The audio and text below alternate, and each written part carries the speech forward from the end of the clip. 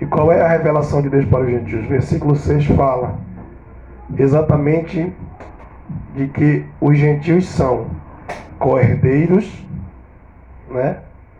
Eles são co-herdeiros e participantes. Participantes das promessas, co-herdeiros de um mesmo corpo. Ou seja, gentios e judeus num corpo só, unidos em Cristo. E as promessas que vêm através da palavra de Deus também são destinadas aos gentios. E o detentor dessa revelação é o apóstolo Paulo, versículo 7, do qual fui feito ministro pelo dom da graça de Deus, que me foi dado segundo a operação do seu poder. A gente vai perceber que o apóstolo Paulo fala que ele foi feito ministro, do qual foi feito ministro. Ele está se referindo ao Evangelho. O Evangelho de Cristo, as boas novas de Cristo, a lei da graça, a lei do amor, foi revelada a Paulo, para que ele viesse pregar e ensinar. Ele revela com isso que ele é um servo de Cristo, né? Ele se coloca em alguns textos falando que ele é o prisioneiro de Cristo. E ele agora é este homem que recebe a revelação de Deus, de que judeus e gentios, para Deus, para o Pai, tem o mesmo valor, tem o mesmo propósito, tem o mesmo destino, a salvação eterna. Paulo era apenas um instrumento do Espírito Santo, tá? Então a gente vê aqui que os méritos não são do apóstolo Paulo, mas são da graça de Deus na vida do apóstolo Paulo. Então a graça de Deus se manifestou na vida de Paulo, e essa graça proporcionou ele trabalhar para o Senhor, né?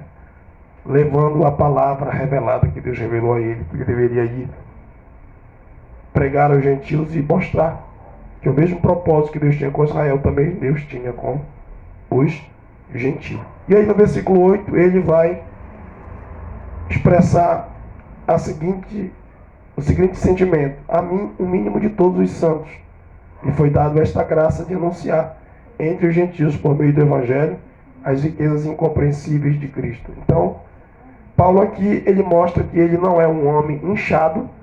E o que é um homem inchado? É um homem que se vangloria.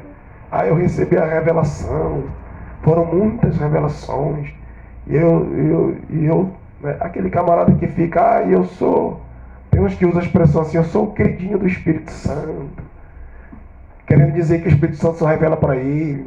Não, Paulo não tinha essas tolices, essas meninices. Paulo era um homem maduro, espiritualmente falando.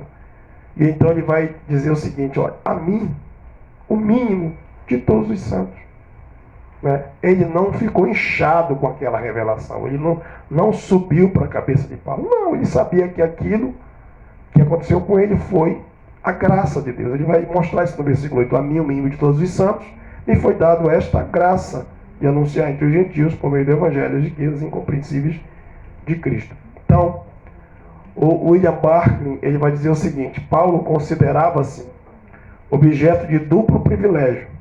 Tinha-lhe sido dado o privilégio de descobrir o segredo de que a vontade divina era para todos os homens e não somente para os judeus, e que também todos os homens deveriam estar reunidos na graça e no amor de Deus. Essa foi a revelação que Deus passou a Paulo.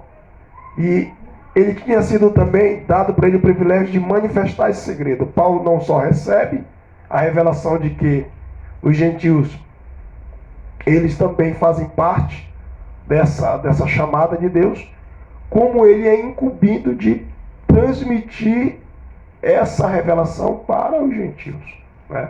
Ele foi o porta-voz disso aí, de ser um instrumento da graça de Deus para que os gentios viessem para a presença de Deus. Então Paulo, ele não vai se orgulhar por causa disso. Inclusive ele chega a citar a carta dele aos Coríntios, ele vai dizer o seguinte: que ele não tinha de que se gloriar, né? Se eu prego o Evangelho, eu não tenho por que me gloriar.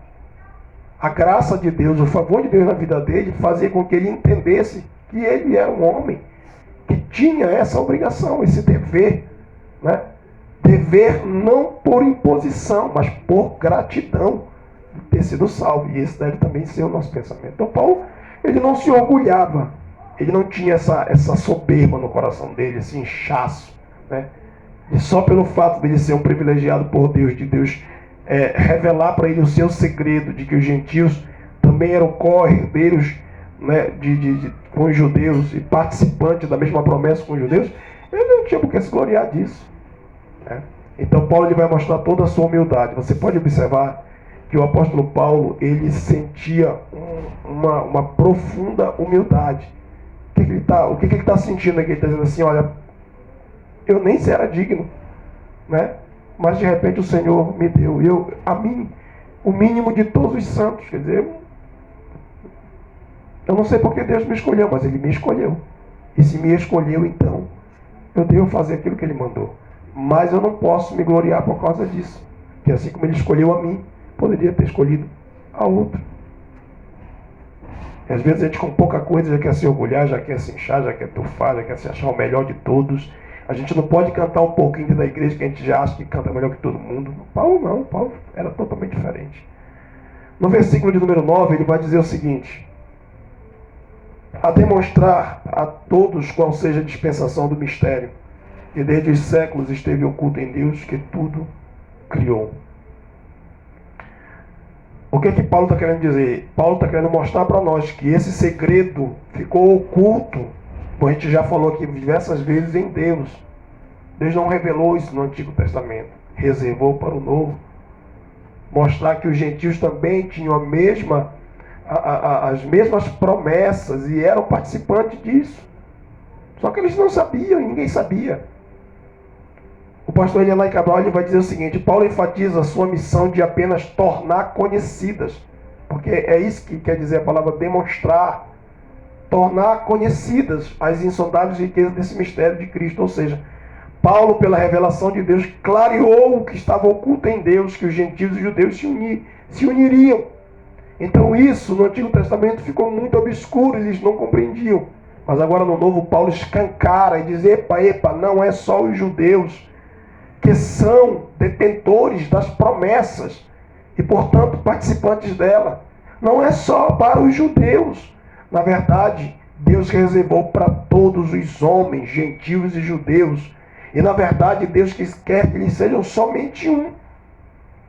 Sem ter barreiras, impedimento, uns se julgando mais privilegiados do que outro, um se julgando mais exclusivo do que os outros e excluindo os outros. É isso exatamente que Paulo vai falar aqui. No verso de número 10, 1 Coríntios, de Efésios 3, vai dizer o seguinte: para que agora pela igreja a multiforme sabedoria de Deus seja conhecida dos principados e potestades no céu. Opa, aqui nós temos uma coisa interessante também. O mistério que era a união dos gentios e dos judeus, e Deus salvar a humanidade como toda, sem ter grupo seleto, sem ter privilegiado, Deus nunca teve isso, né? Esse mistério, essa revelação, ela também pegou de surpresa os principados e potestades nos céus. Eles passaram a tomar conhecimento disso, porque até então parecia que o plano era exclusivo para Israel, e parecia que era de Israel que vinha o Messias, e ali, né, parecia que tudo era para Israel. Até os anjos, até as potestades nos céus, os principados, até eles também. Tanto os caídos como os que estão com o Senhor. Todos eles tomaram conhecimento disso através da revelação da igreja. Quando Jesus passou a revelar a sua igreja, passou a mostrar, né, a revelação, e comissionou Paulo para fazer isso, foi por isso que ele falou para Ananias: olha, Ananias, Paulo para mim é um vaso escolhido. Ele comissionou Paulo para isso. Os anjos também começaram a prestar atenção. E não só os anjos, os demônios também. Porque parecia que tudo se resumiria para Israel. E de repente Deus abre. Pum. Só que isso estava só em Deus. E nem os anjos caídos, e nem os anjos do céu sabiam. O verso 10 vai mostrar isso com clareza. Ele vai dizer assim: para que agora, pela igreja, a multiforme sabedoria de Deus seja conhecida. Deus se deu a conhecer exatamente, né, quando revelou isso através da igreja. Agora, tanto gentios como judeus unem-se na igreja. É um só povo, é um só corpo. E os principados e potestades aqui, eles vão tomar conhecimento disso. Ou seja, os anjos caídos, os anjos dos céus vão tomar conhecimento disso. Versículo 11. Segundo o eterno propósito. Versículo 11 diz assim: segundo o eterno propósito que fez em Cristo Jesus, nosso Salvador. Essa revelação que Deus mostrou para os homens, para os judeus, para os gentios, e os anjos também receberam essa revelação e esse conhecimento. Isso foi desnudado, foi revelado, ficou à mostra para eles. Isso seguiu um propósito de Deus desde a eternidade, né? Desde a eternidade. É por isso que quando Adão cai, automaticamente se providencia a salvação, porque isso foi feito desde a eternidade. O Senhor já sabia de tudo isso, e Ele já preparou tudo já estava preparado, e Ele escondeu aquele segredo com Ele, né? Só com Ele. E Paulo disse assim: olha, eu tenho um segredo para revelar para vocês. E esse segredo foi um segredo que foi colocado dentro do coração de Deus desde a eternidade, e foi feito com propósito. Então tudo Deus fez na hora certa, nem antes nem depois, nem atrasado nem adiantado, na hora certinho, né? Na hora bem certinho, exatamente preparando tudo.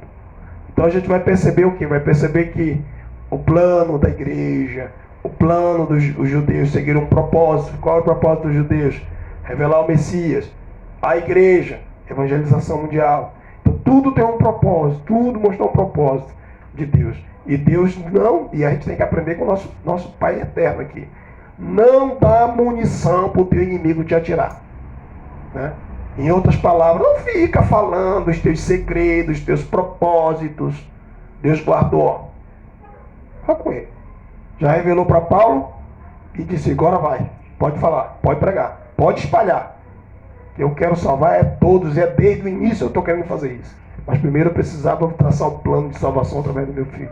Agora que ele já veio, pode escancarar a salvação para todos, que desde o início já era assim, mas esse segredo estava só com Deus. Foi segundo o eterno propósito que fez em Cristo que o mistério foi revelado. O plano divino tinha a pessoa de Cristo como seu objetivo central. E isso nos ensina que todas as coisas na criação seguem um propósito pré-estabelecido. Na sabedoria divina, esse propósito foi elaborado na eternidade e executado na manifestação do Filho de Deus, feito carne, né? Feito carne, exatamente João 1,14.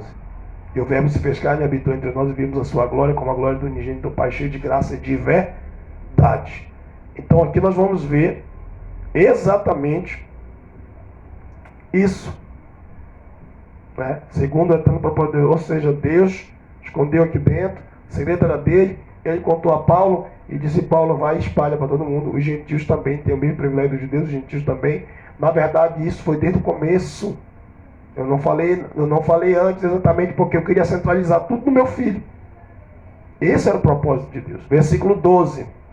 No qual temos ousadia e acesso com confiança pela fé, pela nossa fé nele. Ou seja, em Jesus temos liberdade e livre acesso a Deus.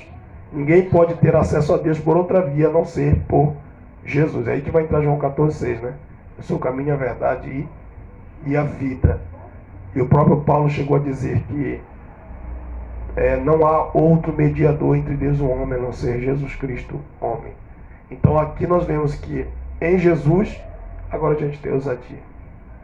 Sem Jesus, quando Jesus não tinha, você percebia como era a entrada dos homens na presença de Deus? Tinha um véu que atrapalhava, era um sumo sacerdote entrando uma vez no ano naquele lugar, e só poderia fazer isso no dia da expiação, para expiar o pecado primeiramente dele e depois da nação. E aí os gentios, como era que tinham acesso a Deus? Não tinha acesso, ficavam lá no pátio, no primeiro pátio, né? Primeiro pátio que dava acesso para entrar no templo. Ficava lá no início, o templo estava aqui no final. E aí o pátio gentio era para lá, longe, distante, não tinha acesso, não tinha como chegar nem no santuário, quanto mais no Santo dos Santos. Então era tudo muito mais complicado. E além do mais, quando entrava na presença de Deus, era com aquela situação de culpa mesmo, medo, não tinha liberdade, né? Quando é que há aqui a expressão pai, meu pai, paizinho, pai justo, pai santo? Quando é que isso vai ficar claro? Com Jesus. No Antigo Testamento, Isaías chamou pai, outros profetas chamou de pai, mas essa intimidade vai ficar, esse acesso, essa liberdade vai ficar mais à tona é com a pessoa de Jesus. Então, quando Paulo vai dizer isso para nós, é exatamente que é em Jesus que a gente tem a liberdade. Por quê? Porque sem Jesus, o homem entra com sentimento de culpa, o homem entra com a carga nas costas, o homem não entra livre. Agora com Jesus não, a gente sabe que o mérito é de Jesus, que o sangue foi Ele que derramou, que os nossos pecados foram purificados, que nós estamos lavados. A gente entra com ousadia, é diferente, por causa do sangue. Então, Paulo aqui está mostrando exatamente isso no versículo de número 12, no qual temos ousadia e acesso com confiança pela nossa fé nele. Olha aqui. As pessoas não tinham nem confiança, porque elas ficavam com a mente turva, né? Embaraçada, entenebrecida, com o sentimento de culpa. E aí não tinha liberdade, não tinha ousadia, não tinha acesso. Era aquela coisa assim estranha que um pecador, um ímpio, quando está no pecado, ou seja, não está lavado pelo sangue de Jesus, faz. Como é que um ímpio, como é que alguém que não está lavado pelo sangue de Jesus, ele faz para ter acesso a Deus? É todo um medo, é todo um temor, é todo um sentimento de culpa que envolvendo aquela pessoa. E ela não consegue estar livre para conversar livremente com Deus, para falar através do sangue de Jesus. Isso só é possível por causa do sangue de Jesus. Versículo 13, que é o último versículo dessa sessão. Portanto, vos peço que não desfaleçais nas minhas tribulações por vós, que são a vossa glória. Esse texto aqui é muito interessante, porque aqui Paulo ele pede para que a igreja não desfaleça. A igreja de Éfeso ela está sofrendo, porque ela sabe que o seu pastor está preso.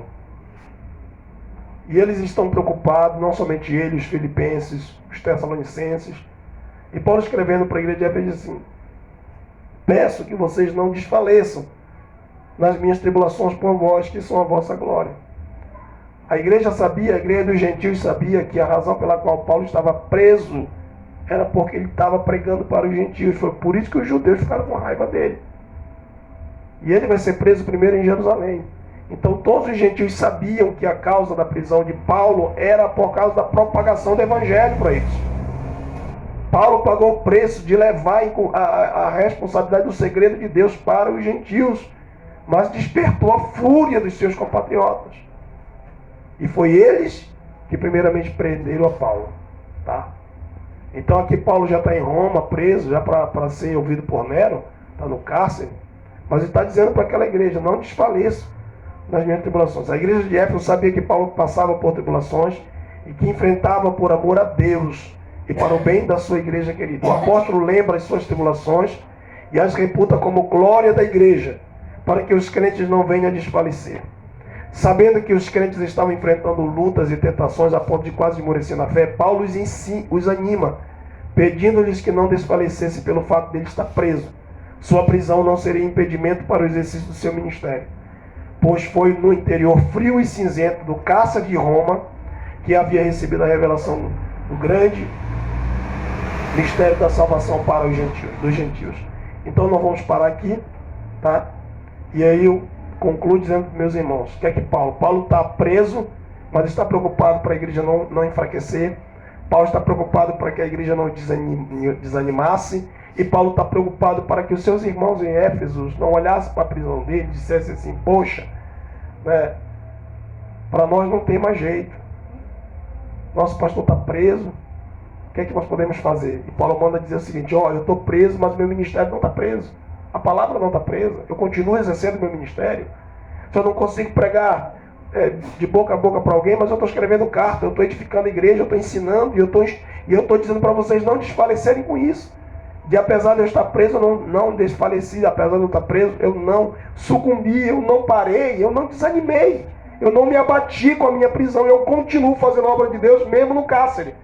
Então vocês que estão aí soltos, vocês que estão em Éfeso, preguem, continuem fazendo a obra, continuem falando do amor de Deus, continuem falando para todos os demais gentios que não sabem do segredo, de que eles são participantes das promessas, de que eles podem fazer parte de um só corpo em Cristo, de que as bênçãos de Deus também é para eles. Então Paulo passa então a incentivar os efésios. A gente tem que parar para pensar um pouco aqui. Que na próxima quarta-feira eu vou entrar na segunda oração de Paulo a partir do versículo 14. Versículo 14, sim. Precisamos parar um pouco aqui. Poxa, um homem está preso, um homem está sem condições, num péssimo lugar, né? Mas ele de lá está incentivando a gente que está solto para pregar aqui. Imagina você, o apóstolo Paulo hoje detido no presídio daqui de Curitiba. Imagina você e você aqui. Solto, livre, leve, podendo fazer as coisas de Deus, podendo falar do amor de Deus, podendo pregar, podendo ensinar, podendo se reunir, podendo cultuar, podendo adorar. Paulo, ele não desanimou mesmo no cárcere. E ele estava dizendo para aquela igreja, não desanime, porque isso aqui é a glória de vocês. Isso é a glória de vocês. Ele estava querendo dizer com isso que naquela prisão dele havia um louvor a Deus. Mais uma coisa que a gente precisa aprender. Nem tudo que a gente passa na vida de sofrimento, de luta, de prova, entendeu? Vai nos acabar, vai nos destruir. Dentro daquela situação, Deus está sendo glorificado e louvado. Tá? Dentro daquele problema, Deus está sendo exaltado. A gente não pode só estar olhando pelo lado ruim da coisa. Passando a observar as coisas só pelo ângulo da dificuldade, da luta. Não, a gente tem que também prestar mais atenção. E saber que Deus, ele também está sendo glorificado naquela situação. Tá? Naquela situação. E se o Senhor tinha permitido aquilo acontecer com Paulo, era porque Deus queria trabalhar mais e mais na vida de Paulo. E queria trabalhar também na vida da igreja. Entendeu? E o apóstolo Paulo então disse, não se enfraqueçam nas minhas lutas, não se enfraqueçam nas minhas tribulações, não se esmoreçam na fé, levantem, permaneçam firmes, façam a obra, não parem de pregar a palavra, não parem de falar do amor de Deus, não parem de levar a mensagem da cruz, mas continue fazendo a vontade de Deus, porque o segredo é esse. Nós somos participantes das promessas de Deus e, portanto, Deus nos prometeu a vida eterna. Não foi somente para os judeus que se achavam privilegiados, mas foi também para todos os gentios. Aí na próxima quarta eu continuo falando aqui sobre a segunda oração de Paulo, né? E vai ser muito bom isso aqui. Que Deus abençoe vocês, vamos ficar em pé, vamos agradecer a Deus.